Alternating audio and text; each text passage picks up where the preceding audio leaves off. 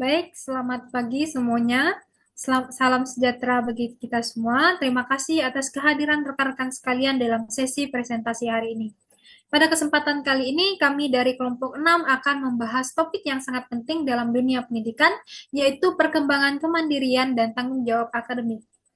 Jadi, seiring dengan perkembangan pendidikan dan tuntutan dunia kerja, mahasiswa dituntut untuk lebih mandiri dalam belajar serta memiliki tanggung jawab akademik yang tinggi.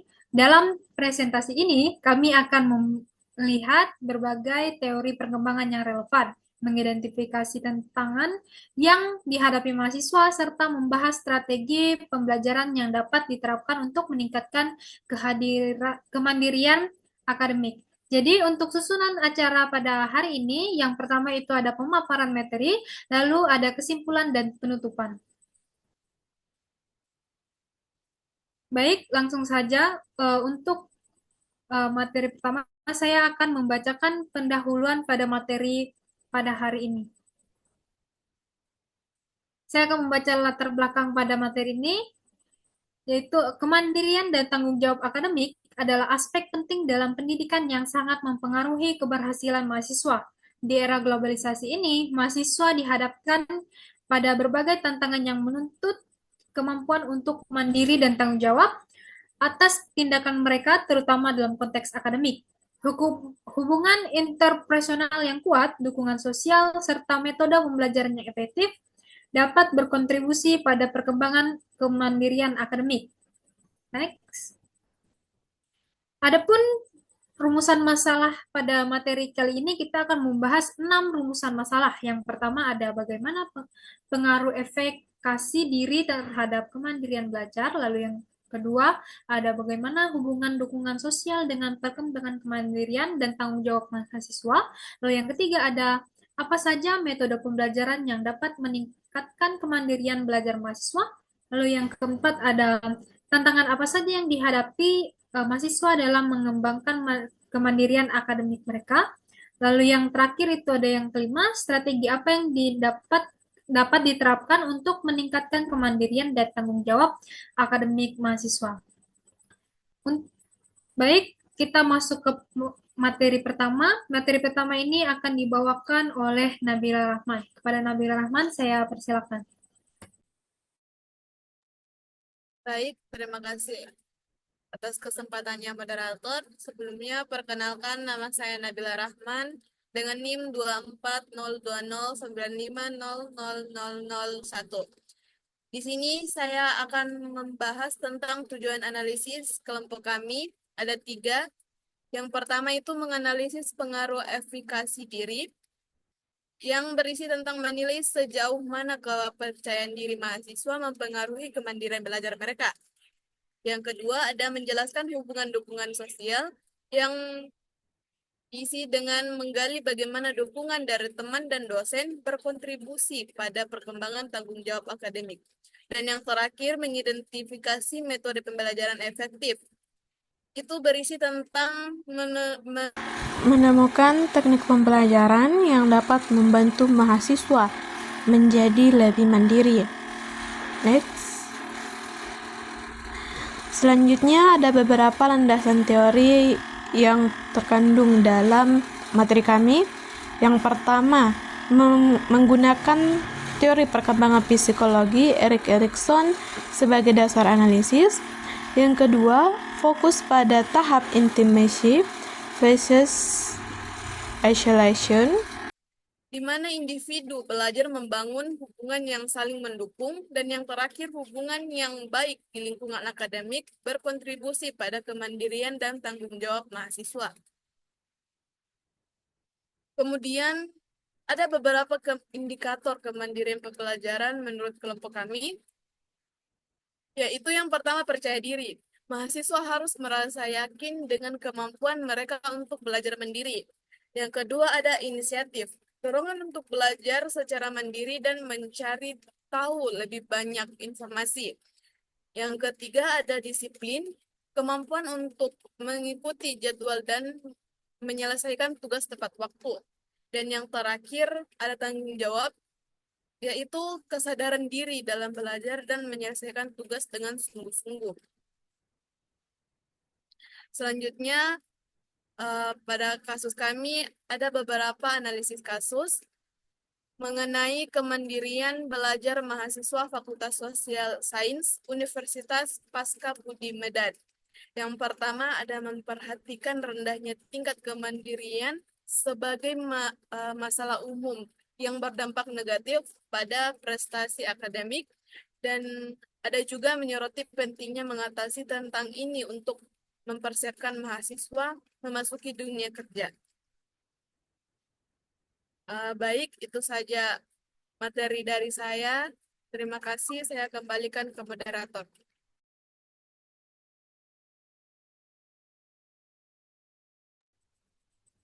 Baik, terima kasih kepada pemateri pertama yang sudah memberikan pemaparan materi yang sangat informatif. Selanjutnya kita beralih ke pemateri kedua untuk membahas tantangan pembelajaran kepada Saudara M. Farid Wajdi Junaid. Saya persilakan.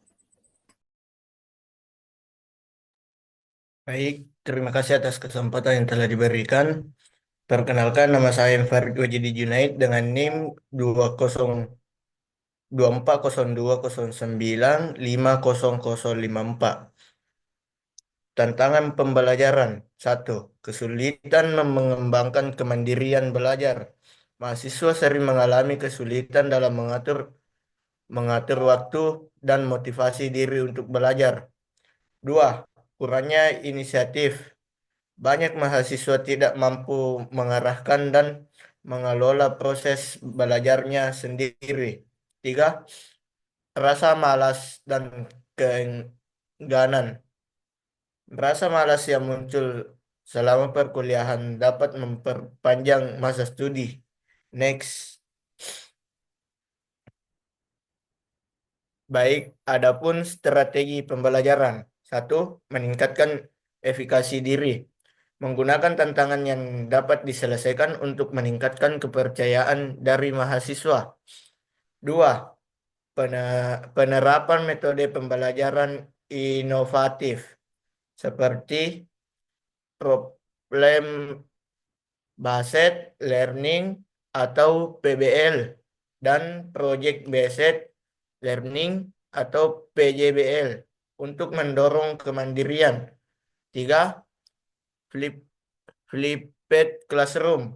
Mahasiswa belajar terlebih dahulu sebelum pertemuan kelas. Memaksimalkan waktu untuk diskusi. Next. Implikasi terhadap pembelajaran.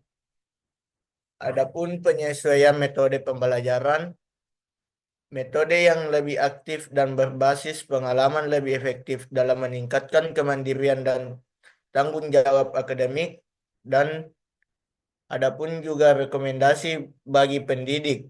Pendidik perlu berperan sebagai fasilitas yang mendukung mahasiswa yang mengembangkan keterampilan akademik dan non-akademik.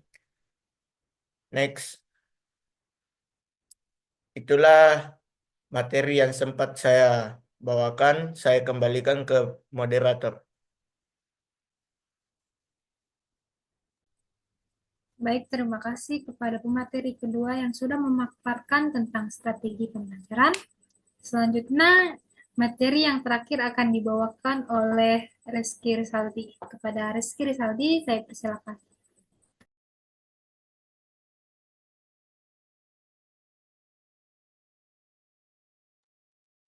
Baik, di sini saya akan menjelaskan tentang simulasi atau contoh penerapan dalam eh, materi yang kami bawakan. Nah, di sini kami akan menggunakan deskripsi skenario, yaitu seorang dosen di kelas pendidikan teknik informatika dan komputer UNM ingin meningkatkan kemandirian akademik mahasiswa dengan menerapkan metode pembelajaran inovatif dan bagus untuk para mahasiswa. Nah, dalam pertemuan pembelajarannya, dosen ini akan membagi kelompok dengan menggunakan metode problem based learning atau PBL, project based learning atau PGBL, serta flipped classroom. Nah, bagaimana sih langkah-langkah simulasi pada promosi pada dosen ini. Nah, yang pertama, dosen akan membuka sesi dengan menjelaskan pentingnya kemandirian akademik dalam dunia pendidikan karir, menyampaikan tujuan pembelajaran yaitu mahasiswa diharapkan mampu menerapkan metode pembelajaran mandiri dan bertanggung jawab atas proses pembelajarannya. Yang kedua, penerapan metode eh, ya. Yang kedua, penerapan metode pembelajarannya. Nah, metode pembelajaran yang digunakan yaitu adalah problem-based learning. Nah, problem-based learning itu adalah dosen memberikan kasus tentang mahasiswa yang kesulitan mengatur waktu dan mengalami kendala dalam mandiri. Mahasiswa diminta berdiskusi dalam kelompok untuk menemukan solusi atas permasalahan tersebut. Yang kedua, Project Based Learning atau PGBL, yaitu mahasiswa diberikan proyek kecil untuk merancang jadwal belajar mandiri yang efektif dengan memanfaatkan teknologi seperti aplikasi manajemen tugas atau yang lainnya. Untuk setiap kelompok pada presentasi untuk menghasilkan dan setiap kelompok untuk mempresentasi hasilnya. Dan ketiga, yaitu Flipped Classroom, yaitu mahasiswa telah diberikan materi mengenai teori psikosial Erikson untuk dipelajari secara mandiri. Nah, pada sesi kelas mereka berdiskusi dan mengerjakan kuis berbasis studi kasus untuk menguji pemahaman mereka.